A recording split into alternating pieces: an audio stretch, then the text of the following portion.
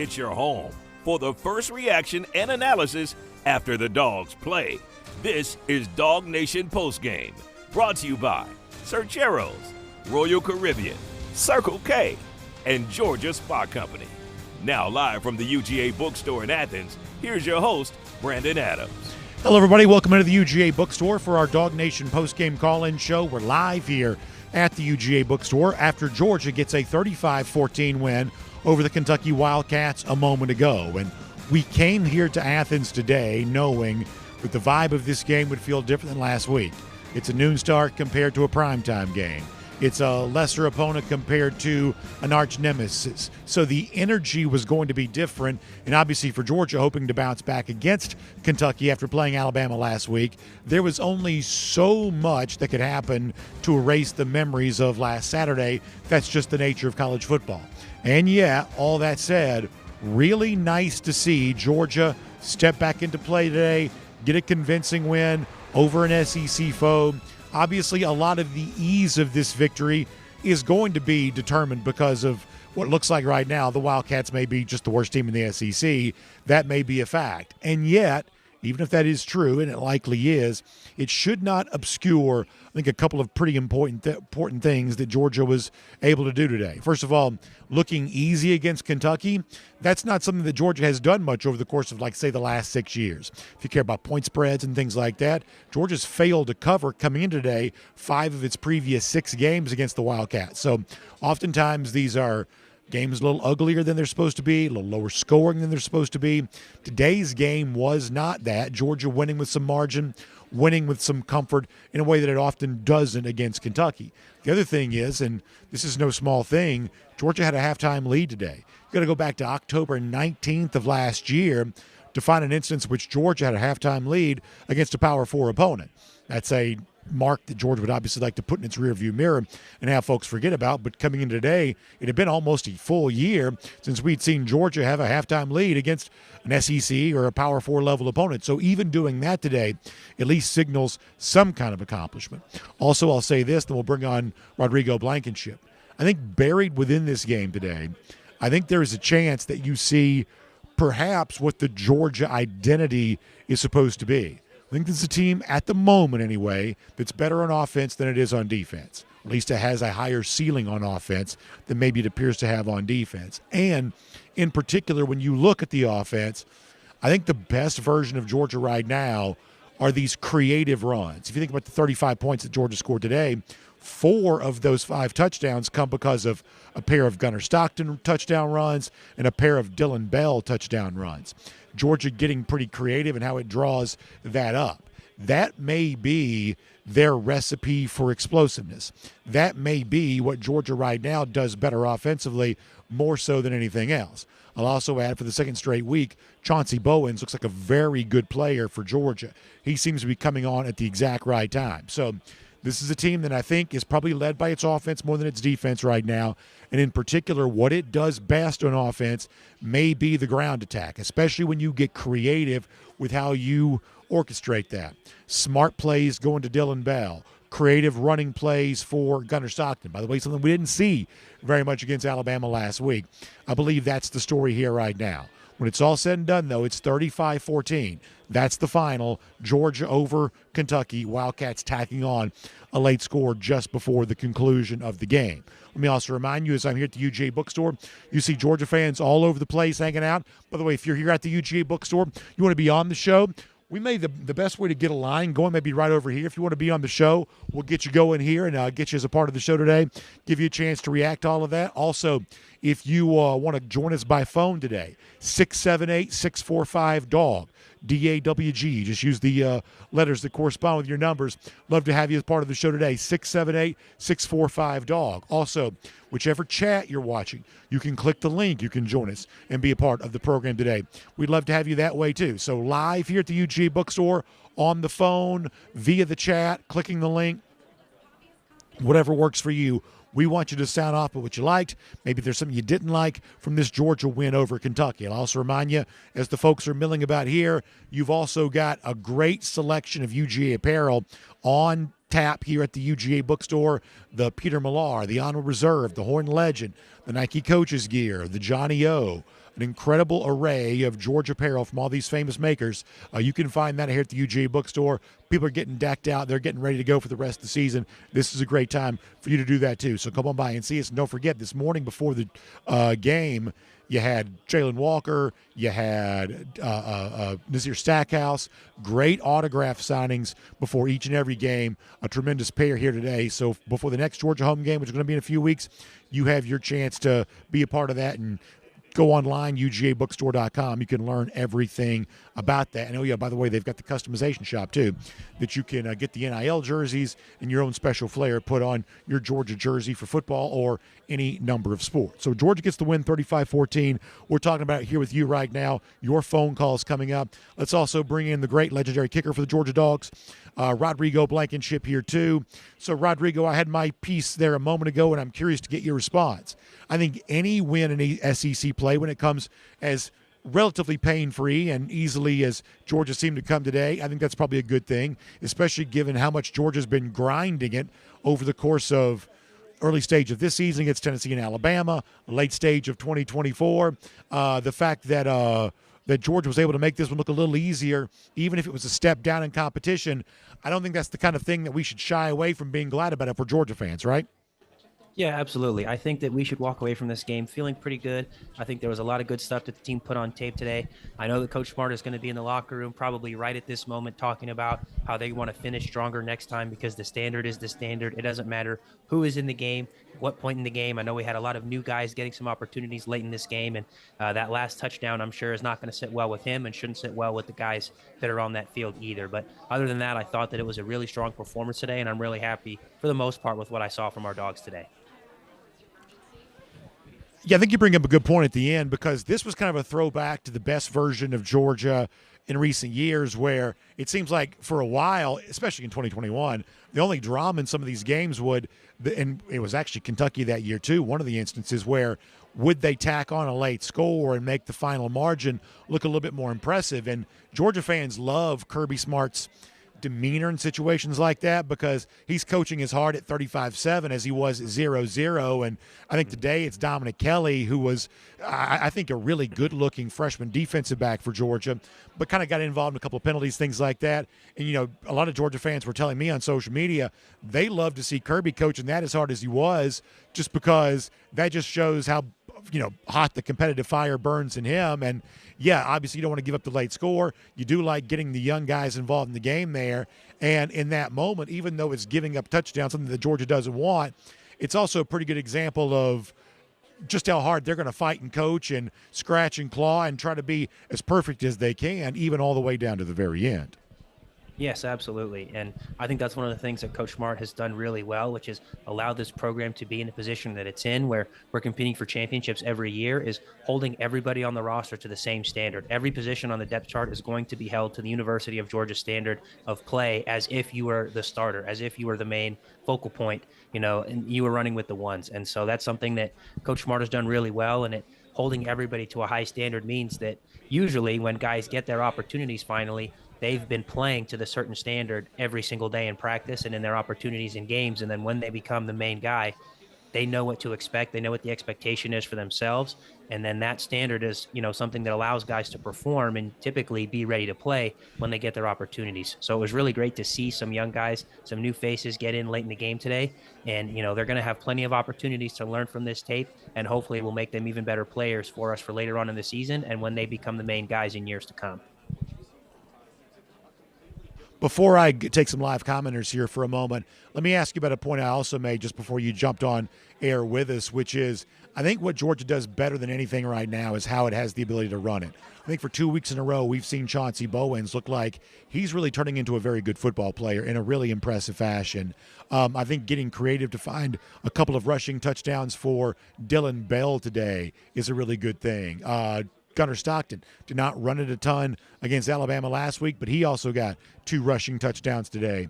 Rodrigo, I think if Georgia can find an identity from this game and take it into the rest of the season, I think that's what I hope that it is. I think they right now have probably a little higher ceiling on offense than on defense, and I think in particular what they do better than anything is getting creative with some of their running calls, keeping it on the ground. What do you think about that aspect of Georgia here right now?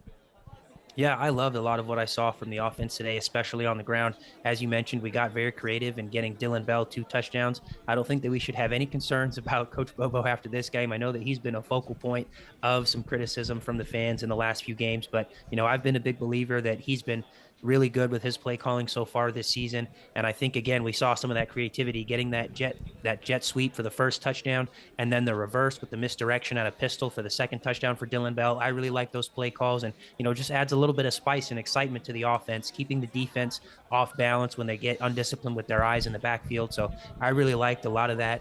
And then the other thing, as you had mentioned, with Gunner having a little bit bigger impact with the rushing attack early in the game. I believe Gunner had more rushing yards in the first quarter in this game than he had all of last week against Alabama. And, for me, I feel like Gunner's legs have to be a part of the rushing attack, whether it's scrambling and improvising, or whether it's designed quarterback runs with quarterback power, quarterback draw, or zone reads, and he decides to keep the ball for himself. Gunner's legs have to be a part of the rushing attack going forward for this offense to really be able to operate at its best. And, looking back at last week, I do think that there were some opportunities that Gunner had to potentially keep the ball for himself on some zone reads, and he didn't, even when the look may have presented itself for him to do that. And so, continuing to call plays that give Gunner the possibility to run with the ball is going to be important. But also, I think that a little bit of the responsibility is going to be on Gunner to not be afraid to pull and take off, because he is dangerous with the ball in his hands. And so if Gunner can continue to be, a focal point with the rushing offense, it's going to be really good for this offense. Yeah, I think you're bringing up a really good point. Before we take some of our live comments here and start running through our phone calls, let me respond to that real quick, because I think, Rodrigo, that one of the things that Georgia fans would like, for better or worse, fair or not, is a little bit more consistency around some of this, because Gunner's the leading rusher in the first game against Marshall, then didn't really run it at all against Austin Peay, two similar level of opponents. Tennessee game, his legs were a bit of a factor. As you said, Alabama game, really not the case. Today in the early stages, more of a factor again. I think that what a lot of Georgia fans are probably ready for is a bit of a stabilization, where whatever Georgia's going to be on offense and whoever the main playmakers are going to be, that's identified, and we see that replicate itself over a series of games. And I think what we saw today is what Georgia fans would like to see more of, as you said, choosing to keep it sometimes in that zone read, and if nothing else, just keeping a defense honest. But either way, to have a little less disparity in terms of game to game, how much it is that Gunner actually runs it. Yes, absolutely. The consistency is going to be really big. Keeping Gunner involved, making sure we have the right play calls, and then also, Gunner taking it upon himself to keep it in those certain situations, making sure that he stays involved at a consistent level, as you said, it's going to be very important moving forward. All right, so if you want to be a part of the show, we'd love to have you. Give us a call, 678-645-DAWG. That's DAWG, 678-645-DAWG. Also, click the link in the chat if you're watching DawgNation.com, YouTube, Facebook. You can join the show there. And if you're here live with us at the UGA bookstore, happy about a Georgia win, we'll get you right over here. We'll get you on the show. We are going to run through as many as we can, including a guy that joins us on the phone a lot. Today is in person, the legendary Bill Camacho. Bill, Georgia gets a win pretty comfortably for the most part. What'd you think about it? Well, I'd tell you one thing. They got the running game going, and that's the most important thing they need. But our defense is just still not pass rushing. We gotta contain the quarterback as much as possible. And next week is no gimme. I can tell you right now, the next week's game is no gimme. So they got to get a lot better on defense, more. And just continue with the running game on offense. That's it. Bill, I think that's a great point. Good to have you a part of the show. Thanks for being here today. Great stuff there from Bill Camacho. Always love to have him a part of the show. Lynn's here today, too. Good to see her today there as well. Awesome folks who are part of our Facebook chat and things like that, stopping by to see us. And, Rodrigo, I'll bring you back in on two of the points that he made. I'm going to tell you right now, I do think that Auburn game at night next week, I know we've seen Auburn lose a couple of weeks in a row in SEC play, but frankly, in back-to-back road games, hostile environments, they were competitive in both games. I take that pretty seriously. I think the first point that Bill makes that I'd like to hear you respond to is the fact that you go on the road next week to Auburn. I think that's really, for me, it's going to be as tough of an environment, I believe, as Georgia played in at Neyland Stadium, and probably a game that's just as if I'm being honest, just as competitive as both the Tennessee and Alabama games probably were. I think Bill and others who've got that Auburn game circled as a real challenge, I think they're right to say that. Yes, absolutely. And I know that Auburn's record probably isn't going to reflect how good of a team they are this year. But, in the first game of the season, they went on the road and took down Baylor, who I think is a pretty solid team this year. And, Auburn has played some very competitive games in the SEC the last couple of weeks. They are no slouch. They are a very good football team. And, we're going to have to be at our best, especially going to their place. I can speak from personal experience going there in 2017 and 2019. It is a very difficult place to play. It is one of the best environments in college football. Obviously, it's not going to top Sanford, but it is still an incredibly, potent environment to play in. Their fans are ruckus. Their fans are loud. It's going to be a tough place, and it is going to test this team to the very end. Here's the other thing that Bill brought up, and I know it's a day in which Georgia only allows 14 points, and really the second of those touchdowns came in true garbage time with backups in at the end of the game.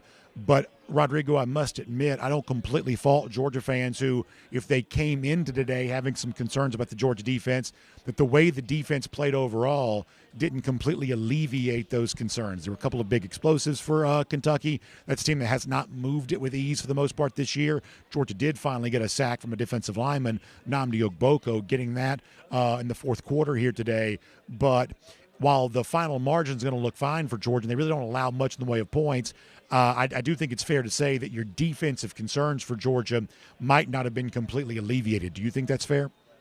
Yeah, I think that is completely fair. And I think back to the first touchdown, I think that we had a busted coverage where it looked like the defense was trying to play some sort of zone. Yeah. And the receiver just got passed over through one too many zones before somebody said, oh, okay, he's in my zone. I need to now go and pick him up. And so, that breakdown in coverage allowed their first touchdown against our starting defense. The garbage time touchdown, I wouldn't look too much into that. But the first touchdown, that was definitely a concern where the secondary broke down.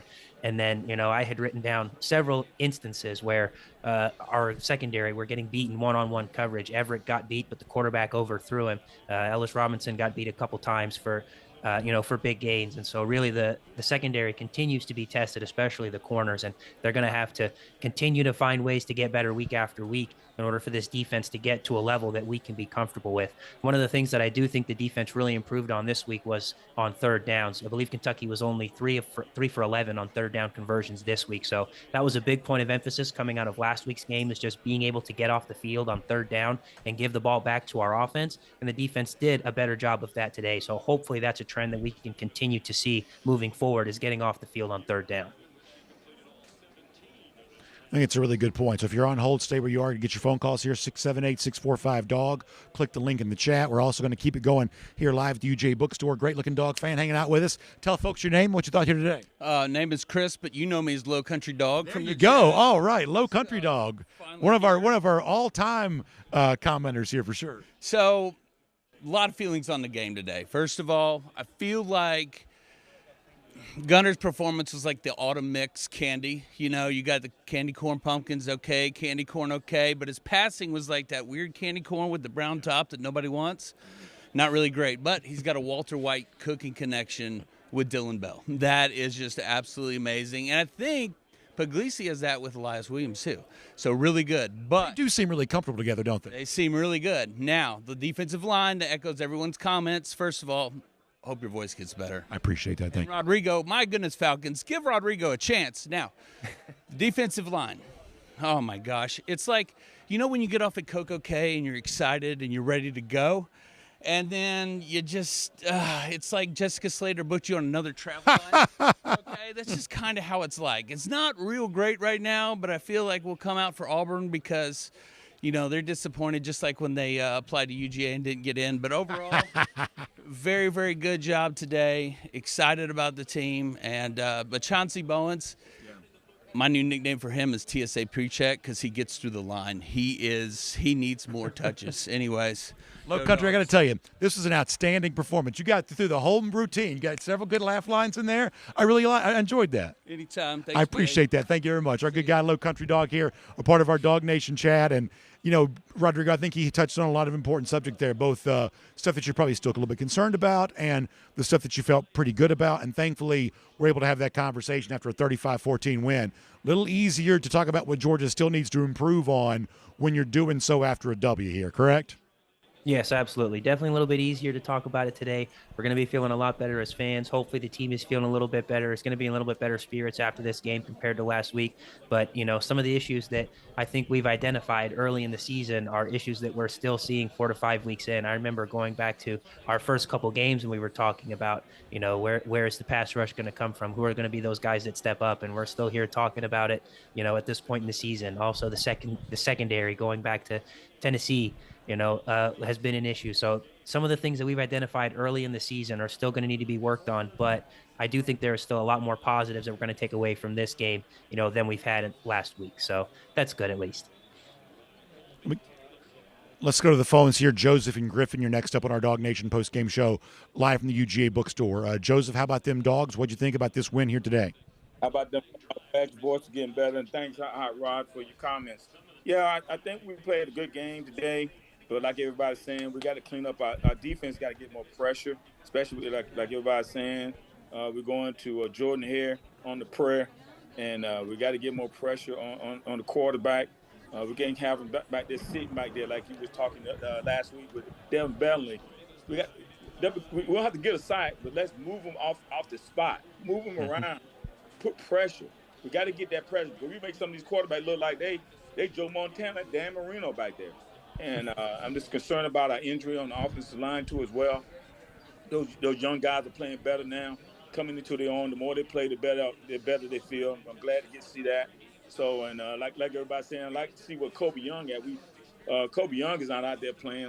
What's going on with that and everything? Not Kobe Young, but Noah Thomas. I think one of the guy from Texas A&M, he's not playing. So why are we paying this guy this type of money? He's not out there on the field producing for us.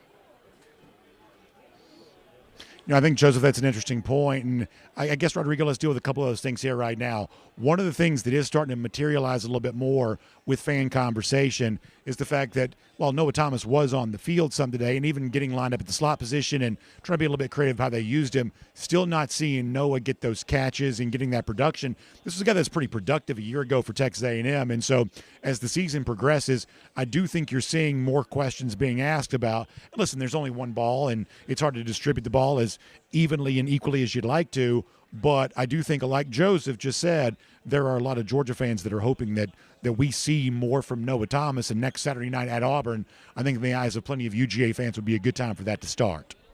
Yeah, I think that would be a great time to start as well. But I do think that it is a little bit of a good problem to have, so to speak, if we're asking, why is this receiver not getting as much attention as he could be?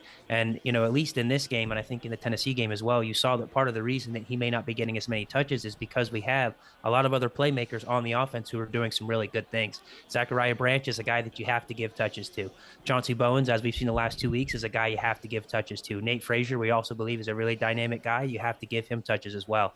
And then you have a guy like London Humphreys, who's also stepped up and has made some really big plays in recent weeks. Dillon Bell making some plays today. So you have a lot of playmakers on the offense at your disposal, and you want to make sure that you give all of those guys enough touches so they can have an impact on the game. So, it does feel like a little bit like, you're a little bit spoiled on offense because you have so many guys that are, really capable of doing damage to other teams' defenses, and there's only one ball to go around, as you said. So you got to give your guys touches, make sure they can have an impact. And Noah Thomas is just a little further down the list at the moment, but that doesn't mean that, without good weeks of practice, he can move his way up the list and force the coaches to give him the ball a little bit more moving forward. Well, let me say two things before we get our next live commenter here. First of all, coming up in a couple of minutes, we're going to give out our Serve Pro game ball. This may be the most controversial choice of the entire season. It is voted on by the public, and I tell you what, you talk about setting back democracy. I think that we have had a really rough fan vote today. Probably some room for criticism. I'm going to share that here coming up in a moment. But on a more serious note, Rodrigo, as our previous caller also said, early, we don't know all the details of this yet, but potentially a costly day for Georgia on the injury front. You're concerned about the defensive line. Well, none of that gets easier if Jordan Hall is injured. And at least to my eyes, the way in which Hall was helped off the field today, that did not look good. I'm hoping it's more positive with the appraisal than it appeared to be, but that's potentially concerning for Hall. You also saw two more offensive line injuries today where Micah Morris, who was a little bit banged up coming in, left the game. I believe came back in. I know he came back in. I think he was fine after that, I think. But Monroe Freeling, I believe, left the game and did not come back in. So 2 starters along the offensive line, among your most important defensive linemen. That's at least 3 pretty, concerning names to have talking about with injury, and whatever update Kirby Smart can give us on that today, that's going to be huge, is it not? Yeah, it's going to be critical. And, something that Coach Smart has talked about in recent years with the current state of college football, with the transfer portal, with NIL, it really tests your depth, even at the biggest programs in the country, like the University of Georgia. Depth is going to be a challenge for a lot of teams, because if you have guys that are making plays, if you have guys that are really talented, but aren't getting the work that they think they should be getting, then they're going to go to greener pastures somewhere else. And so, when you have this current state of college football, everyone's depth is tested. And when you have injuries to, major pieces like your offensive line and defensive line, it's really going to be a struggle moving forward, because you can't consolidate the wealth. The best players are being more evenly spread out across college football than we've ever seen before. So the Georgia depth is going to be tested, and Coach Smart's mentality is always next man up. So whoever those next men are in line are going to have to step up and prove themselves, in a trial by fire, so to speak, getting that live game action in these next few weeks if these injuries are going to be long term. Rodrigo, we'll get a final thought from you coming up here in a moment. Let's also get some more live commentary here. Great-looking Georgia fan hanging out. Remind folks your name and tell us what you think here today. Wes Talley, how are you, B? Wes, it's great to talk to you. Thanks for being here. Man, great to have your rich, buttery voice back. I appreciate that. Thank you. Waiting on it, man. Waiting on you to get better. Thank you very much. Time of possession, that's a huge thing. And I think that we control the line of scrimmage, and that's the goal to winning games long term. Sometimes there's something to be said for doing what you're supposed to do. This is not a very good Kentucky team. Georgia's struggled with the Wildcats in the past, but today came out here and just handled business enough to get that, what we'll call kind of a convincing win. Some days it's just about doing what you're supposed to do. Absolutely, it is. It is. And the running game, too. Establishing the running game. The passing game, still, Gunner, look downfield, go through his progressions, but eventually he can get to the point to where he can look downfield, a lot of open receivers downfield. But honestly, we're getting better week by week, and that's what's important. Yeah, and I said this before earlier on. To me, the identity of this team right now is how well it can run it. Bowens looks good. Bell was involved. Gunner ran it more, which we like to see. What they do on the ground right now, that feels like what they're supposed to be doing. I love that they got Dillon Bell involved. Yeah, I love it. First game that he literally had just a breakout game this season, and they've needed to use him, and the tight ends. That's yet to be determined, but hey, use the tight ends. Saw Oscar Delp get a big catch today. That was nice. Absolutely. Yeah, good stuff. I love it. Hey, thanks for being a part of the show. Really appreciate that. Great stuff there. So, Rodrigo, we're going to let you get ready to wrap up here in a moment. We'll obviously keep the phone calls going. We're going to have, more from the Georgia locker room, things like that, too. How about a final thought from you, though, about what we learned about Georgia today, where things stand with Georgia before you move on here and get ready to go back on the road for a late one next week at Auburn? How about a final thought from you? Yeah, so I'll just have a quick comment on our fans, commentary, and then I'll get to my final thought. He mentioned the time of possession, and I think that as we had talked about last week, one of the big factors that's going to attribute to your success with time of possession is going to be third downs. And the Georgia defense was much better on third down this week compared to last week, and the Georgia offense, 9 for 12 on third down, was able to sustain drives, and so that really helped our time of possession today. Really felt like we were in control most of the time. Obviously, Kentucky got a little bit of it back late in the game with that late interception. They got a little bonus possession there and got to kind of narrow the gap there towards the end of the game. But for the most part, the third down conversion on both sides of the ball was really good for us today, and that really, I think, is what helped our time of possession, sway into our favor. And then just some final thoughts. A lot of good stuff today, a lot of good tape that we're going to be able to go back and learn from. I think that there's going to be, some game balls that are given out today after this game. A lot of guys did some really good things, but also we're going to have to continue to raise the bar, continue to be very critical, at every single position across the board, because when they head to Jordan-Hare next week, it's going to be a battle, and they're going to need to be at their absolute best to come away with the win next week. Rodrigo, awesome stuff. I can't tell you how much I appreciate having you as a part of our post-game show. I missed getting to talk to you, at least for the most part, last week as I was kind of battling through it. I'm still not perfect, but I'm better than I was. We're all playing hurt to a certain extent. So I've enjoyed this conversation. Your insight, valuable. Thanks for being a part of our post-game show, and hopefully you and I are talking again next week after another Georgia victory. Yes, I would love nothing more than to have another Dawgs win next week. Thank you so much for having me on today, and go Dawgs. Great stuff, Hot Rod. You love all of that. Okay, we got folks here going to talk. We got folks on the phone, 678-645-DAWG. Folks clicking the link. We're going to go through all of those here in a moment. I do want to give out our Serve Pro game ball. Now, as I said before, I'm actually really good friends with a lot of folks at Serve Pro, and I love this as a way of helping tell people what a great company Serve Pro is, helping folks with cleanup and fire damage, water intrusion, things like that. But, y'all, we have got to do something about this fan vote. This fan vote is an absolute disaster right now. And I love the player. I'm not mad about the player. But the fan vote gives the game ball today to Gunner Stockton. Gunner Stockton had 2 rushing touchdowns. Gunner Stockton was fine today. No problem with Gunner Stockton. The game ball is supposed to go to Dillon Bell today. And I don't know what the fan vote in terms of the percentage of votes and things like that. I'm not sure what it went to. But we got to get the game ball going to the right guy. Today's a Dillon Bell game ball day. So fan vote goes to Gunner Stockton, so he's going to get the award here. And I'm not mad about Gunner. He had a nice game too, 2 rushing touchdowns. But on a day like today when he had a huge catch, 2 rushing touchdowns, getting him involved, to me, Dillon Bell's the story today in some respects. I think the game ball vote, if we're going to do this, if we're not going to set democracy back, if we're going to do this, you got to give Dillon Bell the game ball. But honesty compels me to admit the fan vote did give it to Gunner Stockton, so he will be our Serve Pro game ball recipient. Listen, I am half of mine. Like I said, I'm friends with the Serve Pro people. I may call them and say, are we sure we want to do a fan vote? Is the fan vote really the right way to do this? We'll see. We'll see if we can start getting it right. But we're going to reserve the right to make a change in the future if we have to.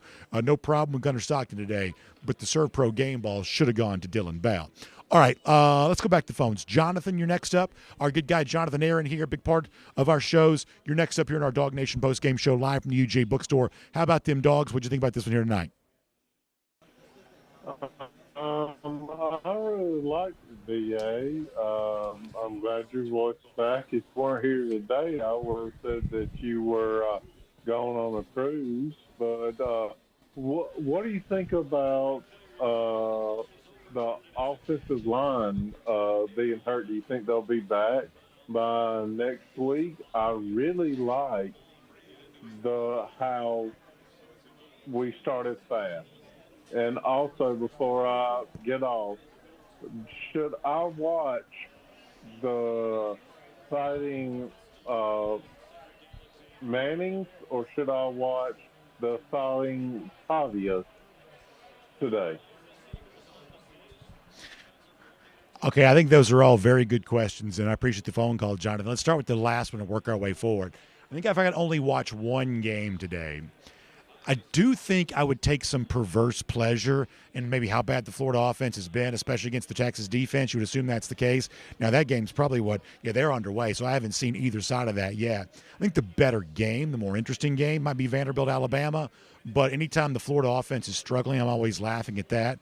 And my guess is, unless in the first 30 minutes something's happened to prove me wrong, you may see some struggles there on that. So I think I mean, the honest truth is I'd love nothing more than to get this show done and get the chance to see the end of both those games. Hopefully I can be home in time to be able to do that.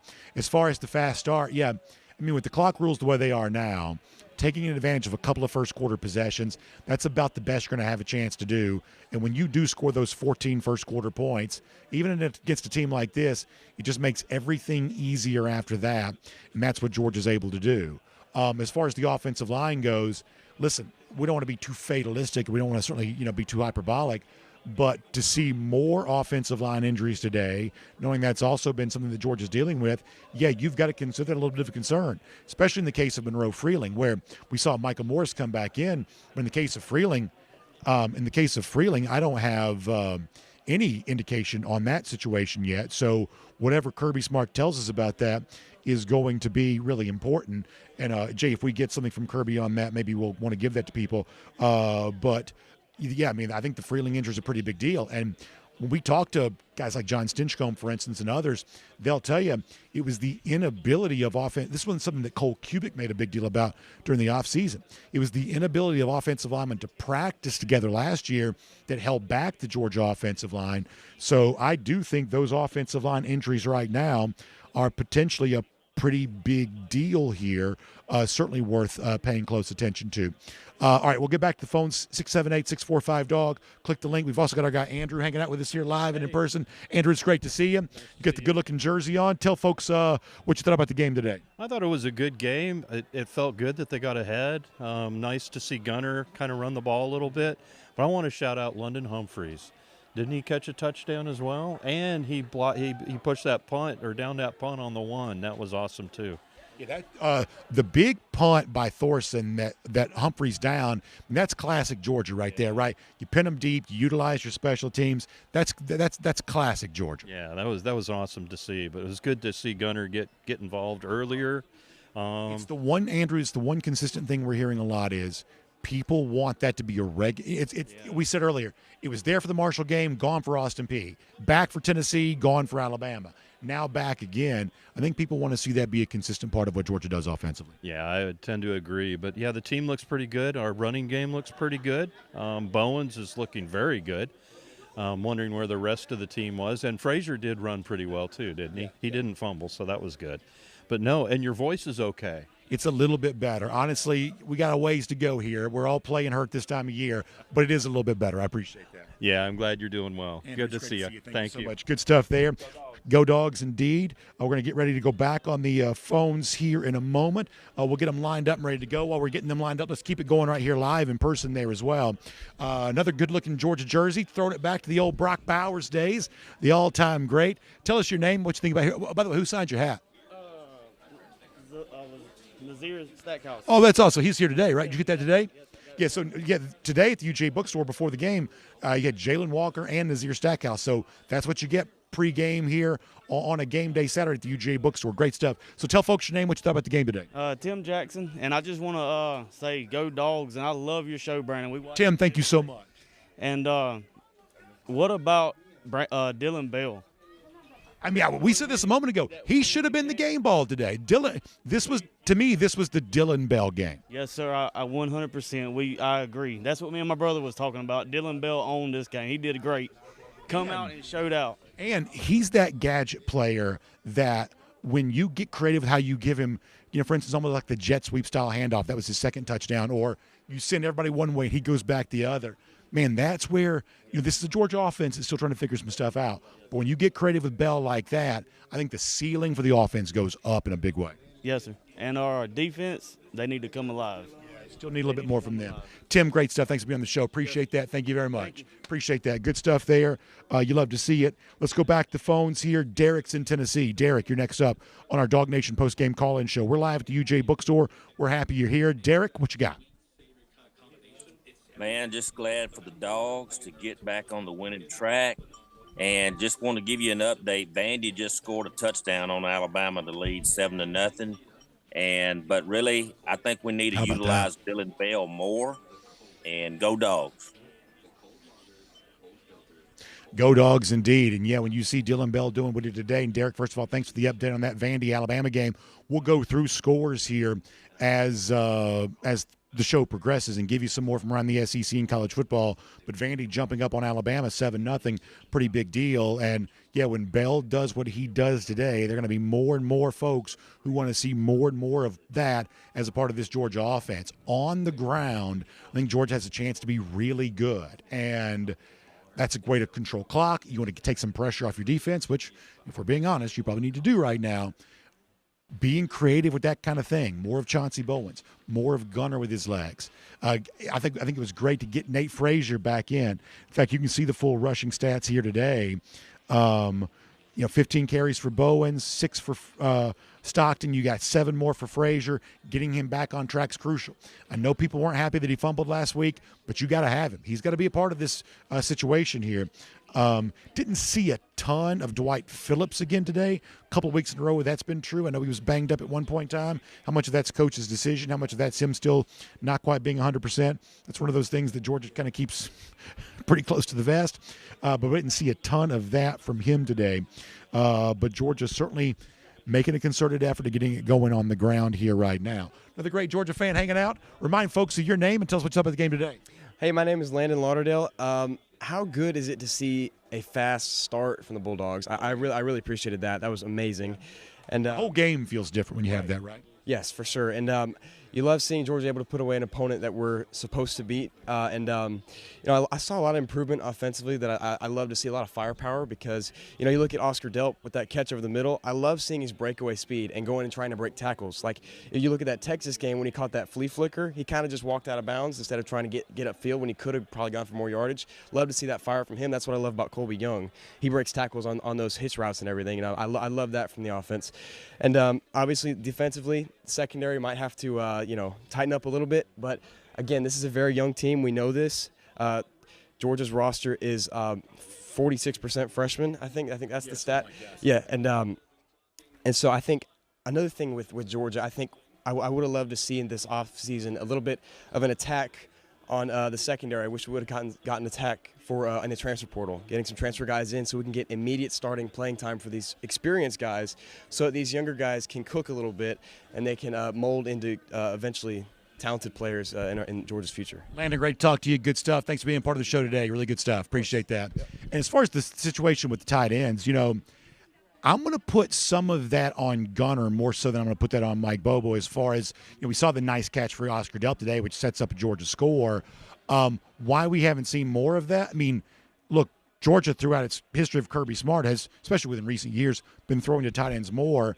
I think that's going to be on Gunner's responsibility to see them, deliver it to them, and use that as kind of an easy valve, because I do think Georgia has playmakers among its tight ends. You saw, interestingly enough, Elias Williams getting early playing time today, got a first quarter catch, and then he was able to connect a couple of times with Ryan Puglisi late in the game, so maybe that's a guy they want to use more.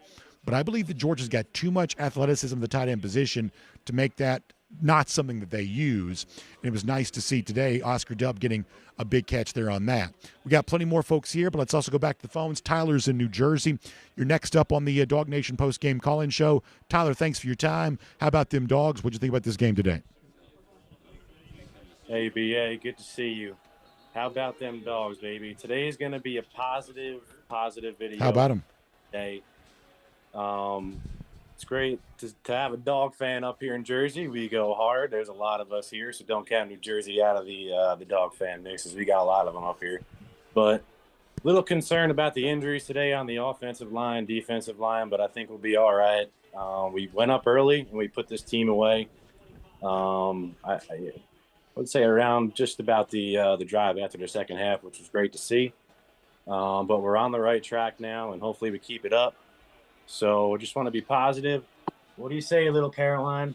You say go Dogs? We're going to say go Dogs from up here in Jersey. Let's keep it rolling, boys. Let's get the win in Auburn next week, and let's go. Let's go Dogs.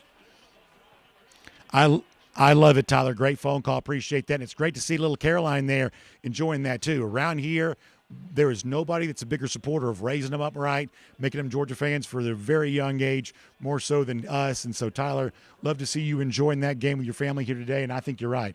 I think today's a great day to reflect on some positive things that Georgia was able to do well, which is obviously not to disregard the stuff they're still working on and improvements that they need. But, boy, the only team you could play today was Kentucky, and the only thing you could do was to beat them soundly, and Georgia got both those things accomplished. You love to see it. Now, we got folks on hold. We got folks who are here live. Give me 60 seconds. Let me say hello to a couple of our sponsors. 60 seconds, then we're right back to the commentary as we talk about Georgia getting a 35-14 win over the Kentucky Wildcats live here from the UGA Bookstore. 1 minute, and we're right back to it here tonight on our DawgNation postgame call-in show. I get it. We all want to do our research online before buying anything. But if you're in the market for a hot tub, trust me, you'll be glad you came into Georgia Spa Company to see their inventory in person. You just got to get your hands on them, see them, envision which model will fit your home and your lifestyle best. Talk to one of our consultants who, I promise you, will bring up considerations you never thought to consider. I'd also recommend taking a test soak. So come on into Georgia Spa Company. I promise you'll be glad you did. If you're thirsting for It's Only Tuesday, that meeting should have been an email, and really need something to go your way level of refreshment, we definitely have that. When you're feeling the heat, Circle K makes your day. This is DawgNation Postgame, Brought to you by Cercheros, Royal Caribbean, Georgia Spa Company, Circle K, and the UGA Bookstore. Welcome back, everybody, live at the UGA Bookstore. And what a gorgeous scene that is, overlooking Athens, courtesy of our friends there. Let's see. I can't quite see who to give that the courtesy to, but weatherstem.com, kind enough to share that image for us there. Gorgeous scene looking over Sanford Stadium today. Beautiful time lapse of what game day was like. And I tell you this, it was gorgeous weather, beautiful to be able to see, and a great shot of just what Athens was like all day long today. You love that from our friends at weatherstem.com. Georgia getting the 35-14 win over the Kentucky Wildcats. We'll get back to the commentary here on the phones coming up. Georgia fans in person here today there as well. I like the buttons, by the way. That's looking awesome. Remind folks of your name and tell us what you thought about this big win here today. Jennifer Fleming. And I thought it was great with. And by the way, Jennifer told us on Facebook this week she's going to come see us in the show, and that's exactly what she did. Yeah, Marion Corbin, shout out to her. She gave us last-minute tickets to come up here. Oh, that's really nice. I said, sure, let's go. Yeah, that's awesome. So we came up here, and I thought the defense needs a little bit of tweaking, but I was glad to see Dillon Bell back in rhythm again, and the blocking on Delp and all them was really good to see today. So, yeah, that was mine. It seems like even though Georgia only gave up the 14 points, and one of those was a very late touchdown, for people who had concerns with the defense, not quite completely alleviated by today's game. No, there's a little bit of holes, a little bit of like missed assignments on some of the things I saw. Yeah, on the one touchdown, a real big breakdown right there. Seems like maybe you got C.J. Allen kind of looking in on the play action fake. Maybe he got kind of called in on that. But boy, it almost looked like Georgia had 6 guys in the field. On the tight end that got the first touchdown, I mean, like it's like nobody. I saw him coming across and nobody went with him. They saw him coming, they just like got. I don't know. They thought somebody else was going to come, or I don't know, but they missed that assignment big. Yeah, kind of a mess there on that. Last minute one, I guess. Yeah. Third string. I guess what do you do when you have second string in? That one probably doesn't quite get to you quite as much. I was really excited. The defense, the second string that did come in, that gives you a little bit of hope of what you see coming forward and moving up on the roster. So that was good. I think that's exactly right. Jennifer, great stuff. Thanks for being a part of the show, and just appreciate you coming over here. And by the way, thanks to Miriam for giving Jennifer some tickets here today. To Philip and all them on the chat and all the folks on Facebook. Jacob, tell Jacob to wake up. Some of our folks have been with us for as long as anybody. Jennifer, that's great stuff. Let's go back to phones here to SEM Dog, another frequent flyer with us. SEM Dog, you're live here on the DawgNation PostGame Call-In Show. SEM, how about them Dogs? What'd you think here today? How about them Dogs, BA? It was good to get a win, bounce back like that. I have seen teams, especially young teams like we have, let a loss beat them twice. And I'm glad that they didn't do that. We're still having some growing pains, especially on defense. Hope that we get those cleared up. But it is good to see that some of the problems that we have had earlier in the year are improving and being cleaned up.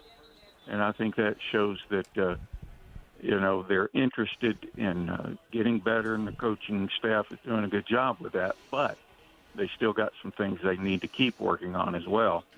And Auburn at night, that's always tough, just like Bill Camacho said earlier, and it's going to be a tough game. No, I think that's exactly right, SEM. I appreciate the call. Yeah, I mean, Georgia is fortunate this year that only has to play 3 true road games. Now, interestingly, one of those opponents, Mississippi State, is better now in actuality than it appeared to be on paper before the season began, so that game seems tougher. But even with only having to play 3 true road games, when you go to Neyland Stadium and you go to Jordan-Hare Stadium, you're playing in what has historically been viewed as some of the toughest venues in the SEC. So if I had to make a list of my toughest remaining games for Georgia, the game against Auburn is going to be relatively high on my list just because I've been there many times. I know how loud it can get. I know how challenging it can be. And Georgia's clearly going to have to be at its best for that game. And maybe being at home today in the friendly confines and getting a somewhat easy win against Kentucky, maybe that's the palate cleanser that allowed Georgia to be able to do that. I think that's a really good point. We've got another good Georgia fan hanging out here with us. I also want to circle back to a story we talked about a little earlier. Monroe Freeling does leave the game. Bo Hughley comes in place for him at left tackle. Here is the latest on Freeling as it comes from Kirby Smart. Let's take a look and a listen to Kirby on Monroe Freeling right now. Ankle. Don't know how bad or severe it was. It was an ankle. He retaped, tried to put pressure on it, couldn't. Bo practiced all week at right and had to go at left. Didn't take many reps there. Micah's dealing with a hamstring pull from week before. He was able to go without – he didn't give me any reps in practice, and then his shoulder slipped out, which he's dealing with, and he came back. But, they're a mass unit. It's tough sledding. It's the dangest thing I've ever seen with the offensive line in terms of, never played with 2 freshmen, never played with 5 guys, and having to roll guys. It's been really tough. Well, by the way, we'll hear more from Kirby Smart before we're done here today. But that update on Monroe Freeling, an ankle, they don't know the severity right now. Not surprising to hear them say that. We knew Micah Morse was a little bit banged up before he came in. With Kirby said a hamstring, but also the shoulder comes out. And unfortunately, it really is a mash unit where they're having a hard time finding their 5 they can play consistently. Talking to some folks today, it seems like Ernest Green's still going to be a little while as he works his way back to health. That's one of those that's not quite ready to be over just yet. So some significant injuries right now for the Georgia offensive line, something that's likely not to go away maybe anytime soon. Our guy Isha is here, one of our great commenters as well, also kind enough to join us in person from time to time. Isha, it's great to have you at the game today. Appreciate that. What did you think, 35-14, Georgia over Kentucky? I didn't want them to score again, but they scored the first time. That was like just a bust. I know she was just talking about that a minute ago. So most of the people kind of covered everything as far as the defense, especially like we're not getting a whole lot of pressure and when they started to bring pressure. One thing I was thinking about when the Alabama game last week, we're not doing what we used to do on the defensive line at home games that we did before. They was kind of stemming. I don't know. I'll tell you what I wonder about that is, they changed the rule now, right? And I wonder if that rule change where you get basically what they call like an inducing a false start. I wonder how much that's messed up what Georgia used to like to do, because you're right, crowd gets loud, they stem at the right time, they do the flinch at the right time, and offensive lines had such a hard time with that.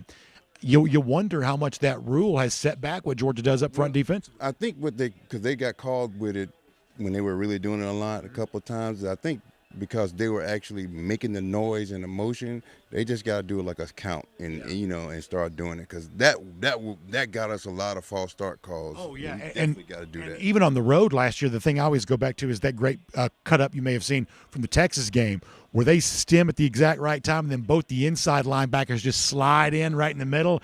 But that has not been as much of a part of what Georgia's done this year, Isha, and you almost have to conclude it must be because of the rule change. And that's probably it. But other than that, great atmosphere. We had my wife got me pretty good seats. This was a birthday present. Is there what? Happy birthday. It was earlier, Okay, well, still, that's a good one, though. For my 50th. But, yeah, so next time I probably see you was on the cruise. Listen, I love it, Isha, man. Appreciate you being a part of the show. Problem. Always appreciate your commentary. And as Isha said, he's a big part of our DawgNation cruise there as well. So thanks for being on the show. That's awesome to see. You love that. A lot of good Georgia fans coming and being a part of that DawgNation cruise with us, and then also kind enough to come over here and talk about what's going down with this game as well. Do we still have Lyndon Rome? Can we get Lyndon Rome next up in our DawgNation postgame show?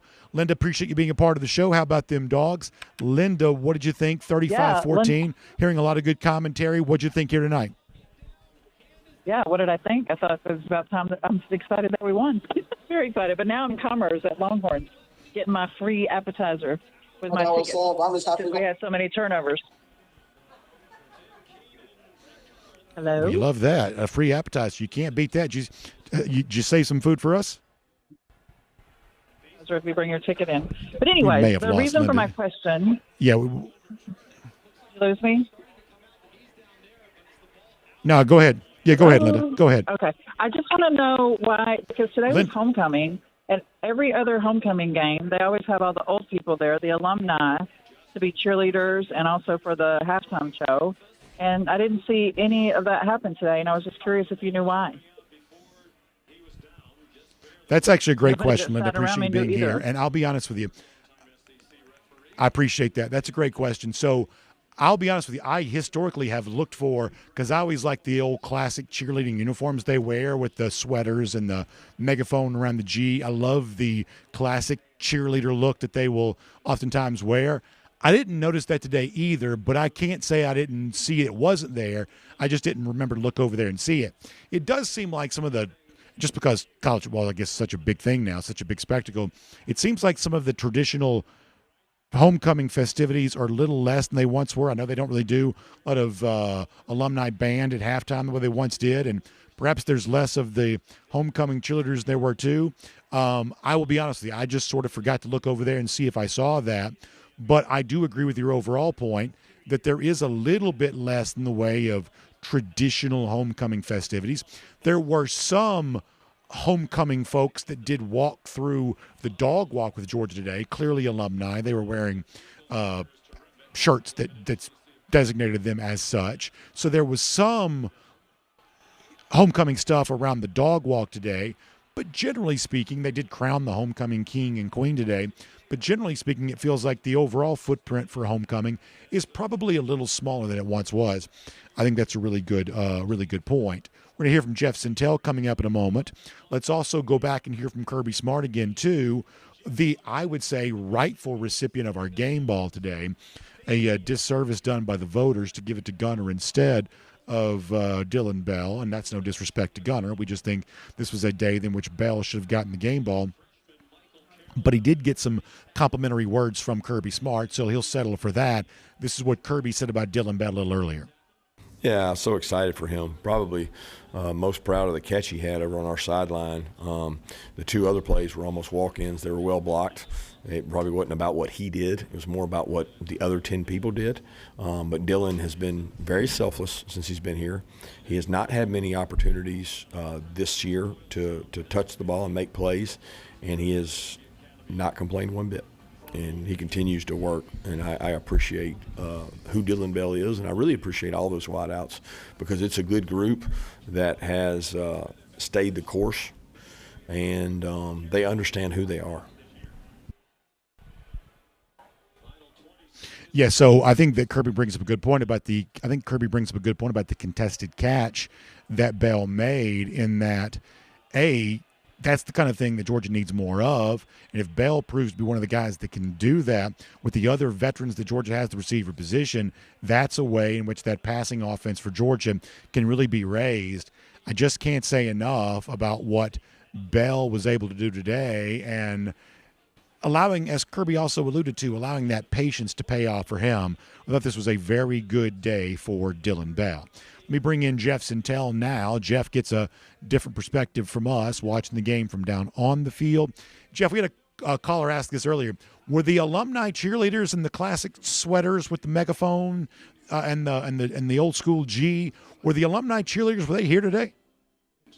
Didn't see those, old school with it looks like the cream sweaters with the megaphones.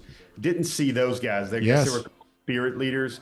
But you saw some alumni red coats. You saw some alumni cheerleaders that came through during the dog walk. But they weren't like the old timers that 40, 50 years ago that was so awesome to see back in Sanford again. It's usually part of the homecoming pageantry. You didn't really see that today. But you saw some like maybe 15, 20-year veterans of the squads that were in like polo shirts.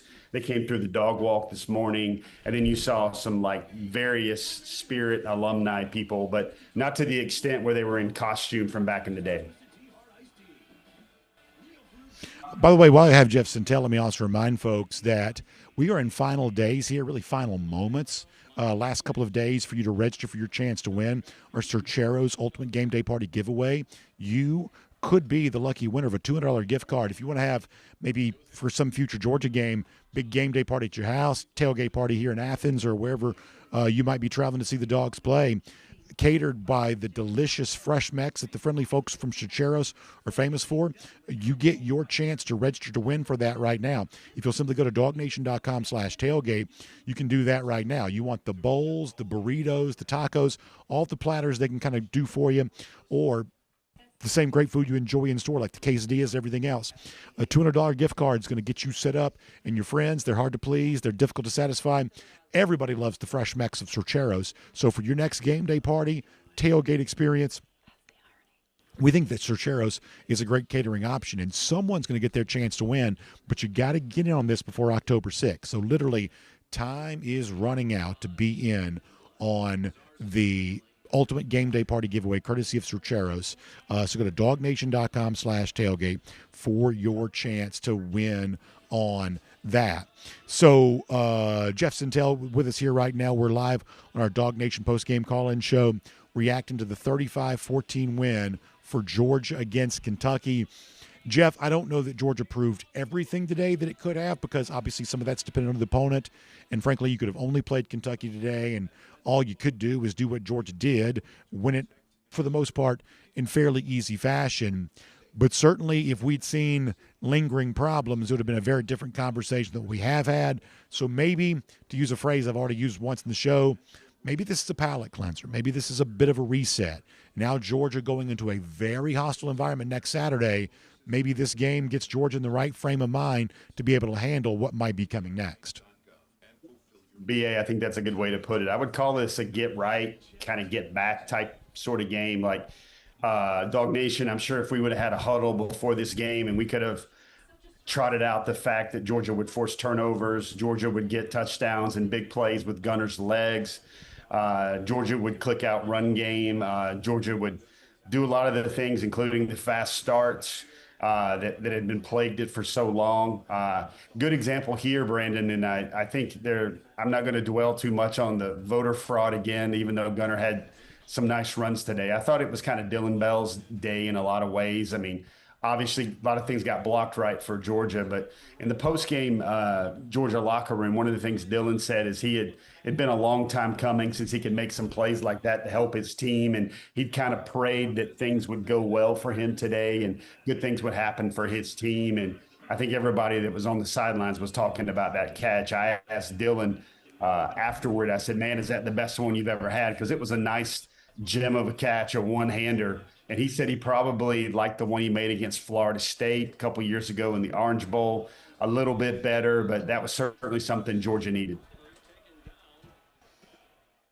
Yeah, I want to talk to you more about that and the entirety of the Georgia offense. But as far as the guy that delivered that pass to Dillon Bell, Gunner Stockton, 2 rushing touchdowns for him too. This is the evaluation that Kirby Smart gave of Gunner Stockton in his post-game press conference just a few minutes ago.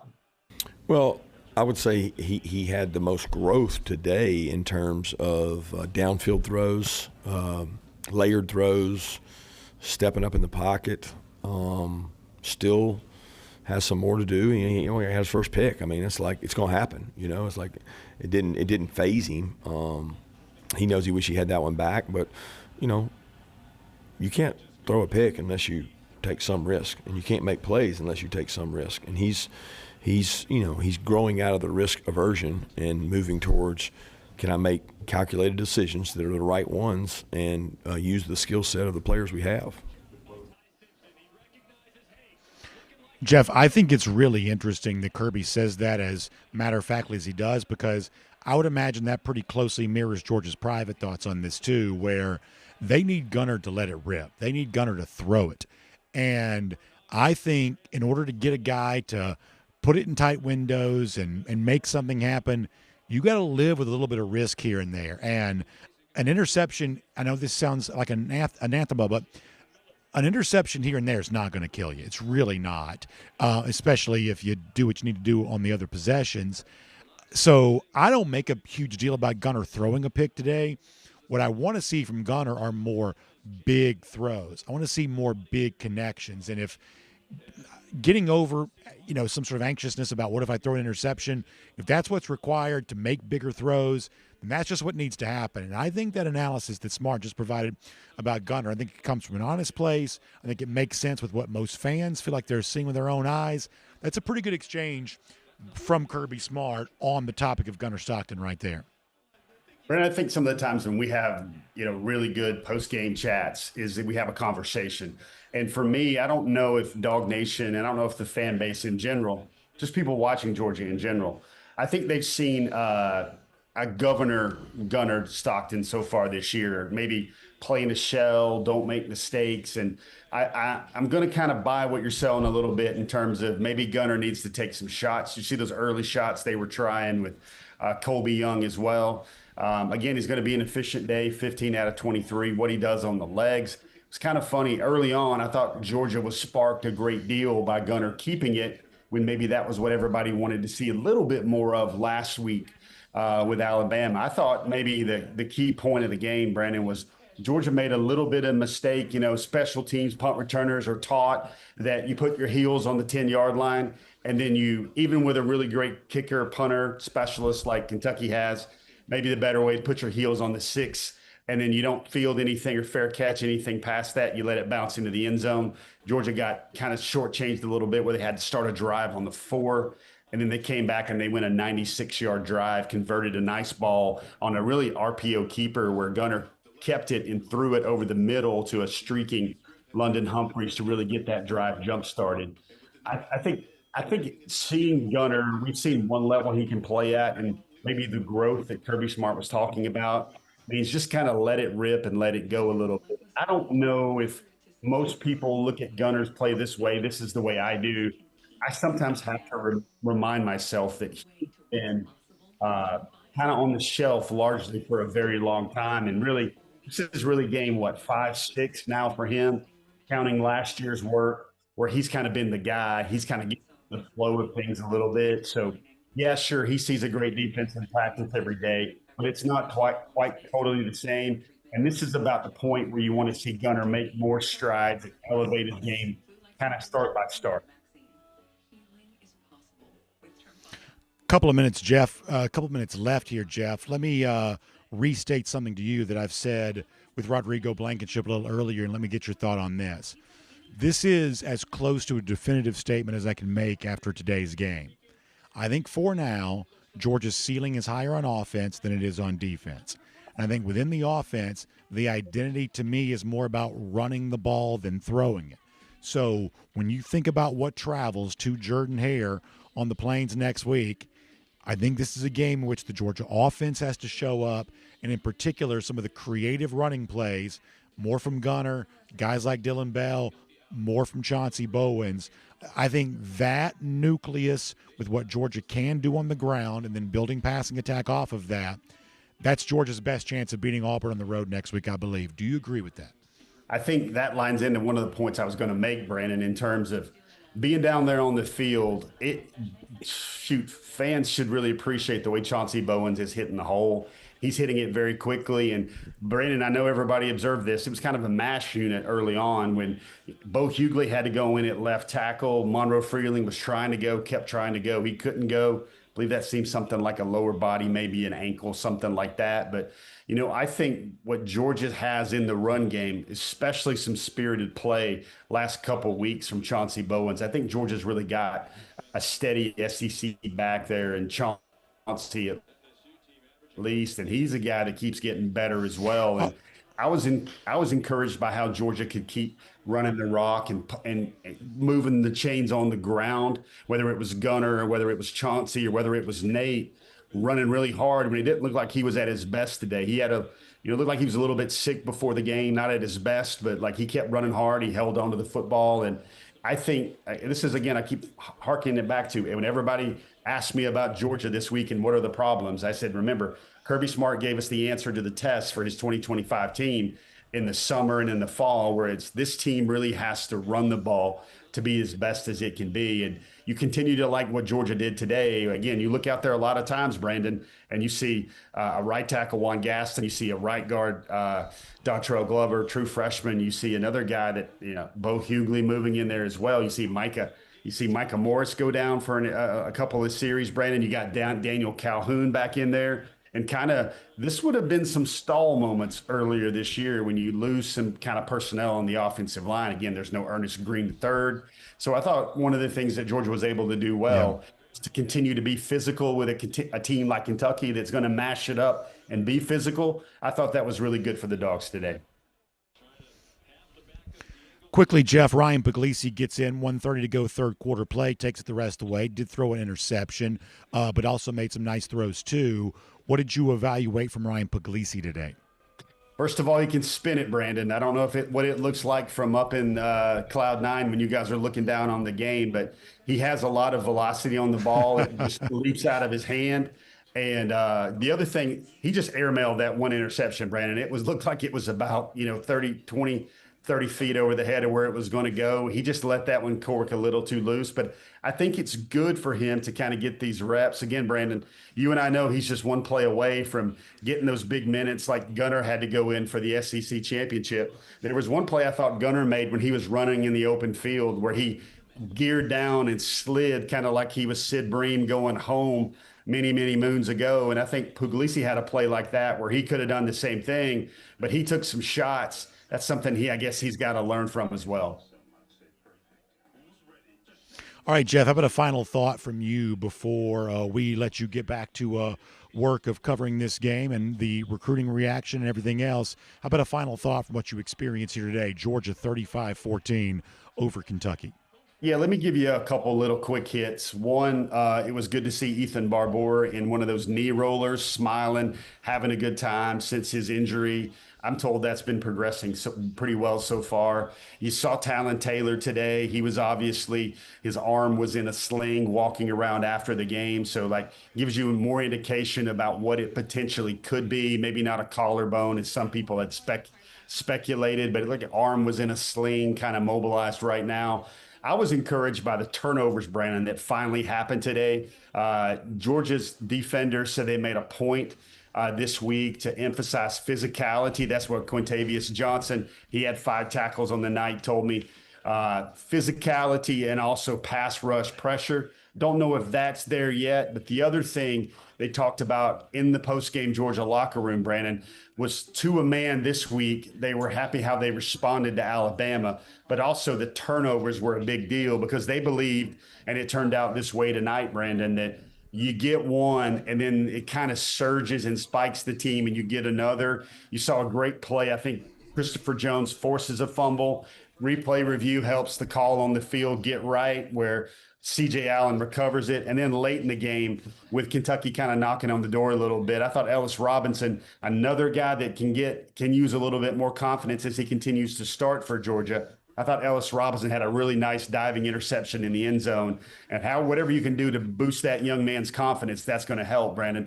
There's a lot of guys in the secondary. I noticed KJ Bolden is one of those guys. Seems like Kyron Jones is one of those guys. Ellis Robinson is one of those guys. They do better once they make a play. Then they kind of can cut loose a little bit and let loose a little bit. And they've got superior athletes, great players, but they need to kind of like how a quarterback needs to get hit and then they feel better about the nerves in a big game. I think that's what some of those guys like Bolden and Ellis Robinson, they seem to thrive when they get a confidence play, kind of like, what KJ Bolden did in his first game of his career against Clemson, kind of what Malachi Starks did, catching a ball interception against Oregon. Those are really talented athletes for Georgia. They seem once they get something going positive, they play much better afterward. Before I let you go, Jeff, you mentioned a couple of injury things, including an update on seeing Talon Taylor, which I was glad you provided after he was reportedly hurt during practice on Thursday. Not reportedly, Georgia announced it. But either way, have not heard anything yet about Jordan Hall. Is there anything that's come out about Jordan Hall post-game that you can tell us? No, but I saw him go out a little bit, Brandon, and then I saw him try to run in and hobble in on some extra point attempts too. So I think that was encouraging. I guess you're referring to the injury. I believe that was in the first half or maybe early third quarter or something like that, where Georgia continues to kind of lose bodies in the trenches. I saw him at one point in the game come back, and he all hobbled on, but he got onto like a field goal block or a field goal protection type team later on in the game. And okay. I know, Brandon, for you, you're just like, what else can go wrong? Can kind of kick a dog when he's down. But yeah, one of those things going into Auburn is you need a guy like Jordan Big Baby Hall, healthy and well and ready to make a difference. I think that's exactly right. Jeff, great stuff. Thanks for your time. Appreciate you being a part of our DawgNation post-game call-in show live here from the UGA bookstore. Thanks so much. Appreciate it, Brandon. Hey, Dogs win, Dogs cover, 35-14. Everybody take it, right? Everybody will take it for sure. Very, very happy Saturday afternoon when that is the case. Now, if you missed some of the key moments in the game, we're going to show those to you here in just a bit. How Georgia built the big lead, how it held on to it, how it got the win. But also part of that story was success on defense, at least improving in one area compared to a week ago, getting off the field on third down. That's something that Georgia did much better in this particular game. Kirby Smart talked about that just a couple of moments ago. You know, I didn't think we played as good as we can defensively third down wise, and I don't know how to judge offense. I know the numbers say so, but I don't really agree with the numbers because we had a bad taste in our mouth to finish there with the young kids in where we gave up. I felt like we gave up some third downs, but maybe we didn't. Maybe they were fourth downs, but it was just we can play better. So I think Georgia fans can be more than happy with that evaluation from Kirby Smart. Statistically, it looked better, but Smart says, I'm not sure it actually was better. Obviously holding this team to a very high standard, which is exactly what Georgia fans want to hear. The coach on the other side is Mark Stoops. He is embattled. His future in Lexington is not certain. What was it like to be in the same room with him today? Kaylee Mansell is going to tell us more about that coming up. Before we're done, we'll also give you scores from around the SEC too. But for now, if you're watching the show, let's give you a chance to go back and relive some of the top moments from today's game. And boy, one of the phrases we've heard over and over again is that fast start for Georgia today. They clearly got one. And what you loved about it is picking up right where he left off last week. How about Chauncey Bowens, a revelation last week against Alabama, and a big gain to begin the game here for the Dogs. That one went for 19 yards. And, of course, that would set up Gunner Stockton, who's also pretty potent with his legs when he wants to be, and he would get a rushing touchdown, extending the ball beyond the pylon to get that done. And, of course, when Georgia got the football back again on its second drive of the first quarter, Gunner Stockton would give you more of the same. He's good when he uses his legs. The Georgia offense is better when he does that. Second rushing touchdown of the day for Gunner Stockton. And yet, not perfect for Stockton, really good on the ground, but for the first time in the 2025 season, he would throw an interception. Seems like he had London Humphreys, just misfired. But as Kirby Smart said, hey, you want him making throws like that, you want him challenging himself, just got to make sure you make a good throw. That one is one he'd probably like to have back. Of course, the Georgia defense would respond. C.J. Allen wrapping up, bringing him down. Georgia fans loving that. And then you go back later on in the second quarter action. Going to get another rushing score, this time going the way of Dillon Bell. Offense moving left. Bell coming back right. Creative play for Georgia. It was all Dogs at that point. You thought Kentucky might have a chance to tack on some points near the end of the first half, set up a drive, yet the field goal was missed. And then you get into the second half action. C.J. Allen comes up big again, punching a football free. Had to be reviewed to get the correct call, but the right call eventually made. And C.J. Allen got to put on the spike shoulder pads after that. Then Georgia coming back on offense. Been wanting to see more from the tight ends. Oscar Delp got the big gain. That would put Georgia right there in a scoring situation, and Georgia would take advantage of it, getting Dillon Bell going again for another rushing score for Bell. 2 scores on the ground for him. Also had a big catch. We think this day in many ways belonged to Dillon Bell. By the way, speaking of that big Bell catch, would you like to see that? Of course you would. Fighting with the Kentucky defender, bringing it down. Bell was all over the place for the Dogs here today. 33 yards on that. And then that would set up another score for Georgia. How about Cash Jones? A hot topic this week. Cash gets a measure of retribution for some of the chatter with that score. It was all Georgia at that point. And of course, for the first time in the 2025 season, Georgia would get a sack from one of its defensive linemen, Nnamdi Ogboko, getting in there to bring down Boley, the Kentucky quarterback. Wildcats would tack on a late score, but the final going to be 35-14. Georgia gets the win over Kentucky, to the delight of the fans who were here today. Now gets ready to go back on the road, SEC play on Saturday. Now, speaking of SEC play, next week, Georgia at Jordan-Hare Stadium. We'll also give you some scores from around the SEC, but let's look at the other SEC coach who was in this game today. Obviously, Mark Stoops. Seems like there's some restlessness in Lexington here right now. After the game, Stoops, whose team had some trouble with the Georgia offense today, he talked about what he saw from the Dogs on that side of the ball. This is Mark Stoops. Give credit to Kirby and to Georgia. That's a very good football team. Playing at home, coming off a loss, and played very well. I thought they played, gave us a lot of problems early with formations. Offensively, a lot of times I don't think people give them enough credit. May not look very flashy and all that stuff, but they're very hard to defend. They're very physical, keep you off balance, and played very good. And by the way, as Kaylee Mansell joins us, she was in the room with Mark Stoops. She's also made me aware of what is right now a shocking score coming out of the Big Ten. We'll give you more of that here in just a moment. But you hear Mark Stoops there talk about what he liked about the Georgia offense. But I think that Stoops, away from the Georgia storyline, is an interesting story in himself because it seems like Kentucky fans have gotten a little restless with him. It seems like Stoops is a little restless with them. He would have loved to have been the Texas A&M coach, we're led to believe. What was it like being with Stoops in that press conference today? Yeah, so the majority of the questions were ones to be expected, just about the offense and also where the state of the program is at. And then about midway through the press conference, someone sneaks one in about, I guess, maybe on a Kentucky radio show yesterday, there was talk that Stoops had tried to do negotiation exit after last year's season. He shut that down really quick, asked them to not discuss that moving forward because it was a complete lie. So definitely got the tempo going in the press conference. But honestly, Mark Stoops is a really likable guy. That was my big takeaway from it all. This could be potentially his last year. I think he would like to go out on his own. But he did acknowledge where the state of the Kentucky program is at and not being able to move up within the SEC ranks like some other teams that we've seen so far. Got other upsets at least brewing potential upsets we're watching. We'll give you those scores in a moment. Kaylee, how about Georgia today? What did you think on balance from what you saw? I mean, honestly, I was just glad to see them not play a close game. I wouldn't call this a blowout, but when you've got Ryan Puglisi coming in at the end of the third, I think that's a good sign of what the Georgia offense has done. Second half of the second quarter, passing game looked horrendous, but overall I thought it was a good performance from both sides.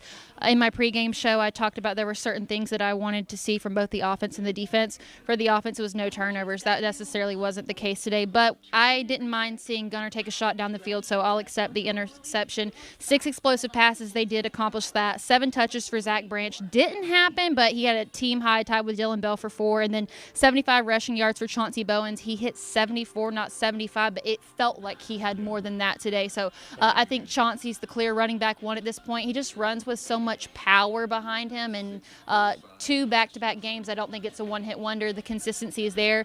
For the defense, I wanted at least 3 sacks. There was 2. Pass rush still looks really weak to me at this point. Scoreless first quarter, we did get that today. Less than 140 rushing yards from Kentucky. Held Kentucky to 45 rushing yards, and that's what Kentucky has done so well this season. So definitely think that that's something to look at in a positive way. Didn't get the defensive touchdown, but I'll take the C.J. Allen fumble and the fumble recovery. That was just really exciting to see. So overall, I think it was a great bounce-back game. There are some things that they can take with them moving forward as they play Auburn and Ole Miss, and I think every Georgia fan should walk away from this game feeling good about what you saw. Can I ask you a question? Sure. Would you like to go cruising around the SEC with me? Sure. Let's do that courtesy of Royal Caribbean. Surprising score coming from Gainesville right now, where it's Gators on top of Texas, 17-7 there. Is it 19-7? So Florida must have gotten a safety. 19-7 now on top of Texas. Listen, all week long, there had been a lot of steam on Florida. A lot of people believe the Gators defense, which has played very well, might have something for Texas. And I tell you, for a team that began preseason number 1 to be down more than 2 touchdowns, or at least about 2 touchdowns to Florida right now, a lot of time left still, of course. But, man, this has been a Texas team that has not made much of an accounting of itself as the preseason number 1 to begin the season here thus far. Oh, yeah, and I mean, you have to put some of that on the media as well for giving them that benefit of the doubt with a new quarterback. I know he's got a famous last name, but I don't think that was enough to justify having them in the 1 position to begin with. I think I'm surprised about the 19 points, though, because Texas' strength is clearly their defense. I got the chance to watch Florida's first drive, 8 plays, very well scripted, keyword, though, scripted. So I'm excited to see how this one plays out, but even with the Texas offense not being as good as anticipated, I still expect them to keep it a close game in this scenario. So total confession, when I have an agenda, I try to make it well known. You got 7-7 right now, Vandy and Alabama. I'm just dying to watch some of these games. Listen, I love doing the show. We've had a good time. About ready to wrap up. I just want to go try to watch some of these games if I can. Yeah, we can kind of listen to it as it's happening right now. And the way I see this playing out is I thought it was either going to be a Vanderbilt win or an Alabama blowout. Vandy is keeping this game very close. So if it keeps going that way, it looks like we're headed towards that Vanderbilt win, which, 2 years in a row, obviously last year wasn't a fluke. And I would be curious to see how all of the rankings would come out tomorrow with a Vanderbilt win over Alabama. Yeah, keep in mind, still early there, but this is a Vandy team that's covered 6 straight SEC road games and hanging with Alabama and Bryant-Denny Stadium right now after obviously winning that game in Nashville a week ago. And then I'll step outside the SEC for a score you made me aware of, the fact that if you want to make a list of the very worst teams in Power 4, UCLA has been it. Fired the head coach earlier this season, fired the offensive coordinator this week, and right now, what you gave me, 24-7 on top of Penn State? So Penn State loses the whiteout game last week to Oregon, goes all the way across the country to play in Pasadena against a UCLA team that has just been terrible. As bad as anybody, and right now they are feeding it to Penn State. Coming into this game, UCLA was the only team in FBS that hasn't led a game at any point this season, and the fact that it's happening against Penn State, I don't trust James Franklin in big games as is, but one thing that James Franklin has been able to do well is beat the teams that he's supposed to beat. Right now, that has not been the case, so I would say by far that's the most shocking one to me, and shame on everyone who picked Penn State to win their national championship. Yeah, no doubt about it whatsoever. So looking forward to tonight, getting a chance to see Mississippi State, Texas A&M. I'm excited about that. Obviously, Miami and Florida State, that's a big game, and I think I'm like everybody else on that. I know Florida State's coming off the loss to Virginia, but playing in their home stadium against a quarterback, if we're being honest, that had some struggles on the road a year ago, I certainly give Florida State a chance to win that game. Yeah, I at least give them a chance to cover as well. I don't know if you would call it a revenge game necessarily, but certainly coming off the loss. Sometimes teams play better coming out of the loss, and I think that this is by far the toughest opponent that Miami will have played up until this point. I think we saw the spread at 4.5. I've even seen now it getting down to 2.5 Miami, so obviously sinking like a stone. Yeah, really. They're trying to tell you something. So the Florida line and the Florida State line were both just, I'm talking about like people had Sunday's paper, just moving towards the home team in both those. And at least in the case of the Florida-Texas line, thus far this team would appear to be correct. Yeah, that's definitely the night game that I'm most looking forward to, getting home and watching that Miami-Florida State. We're going to learn a lot more about those two teams within this game.